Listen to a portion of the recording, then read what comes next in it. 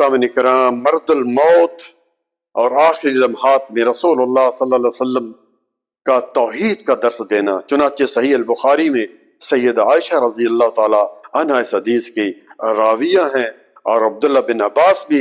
راوی ہیں، کہتے ہیں کہ رسول اللہ صلی اللہ علیہ وآلہ وسلم مرض الموت میں بھی یہ فرما رہے تھے کہ لعنت اللہ علی الیہود والنصارى اتخذوا انبیائہم مساجد، اللہ تعالیٰ کی لعنت ہو یہود و نصارہ پر کہ انہوں نے انبیاء کی مساجد کو قبریں، یعنی ان کو قبریں بنا لیا، یعنی ان کو سجدہ گاہ بنا لیا۔ گویا آپ صلی اللہ علیہ وآلہ وسلم کو اس گناہ سے ڈرا رہے تھے کہ جو یہود و نصارہ نے کیا۔ اور آج پھر ہمارے ہاں دیکھیے قبر پرستی ہے، مزارات جو ہے وہ فل ہیں، مسجدیں خالی ہیں، طواف ہو رہا ہے، سجدے ہو رہے ہیں۔ اللہ سے ڈریے بھائی،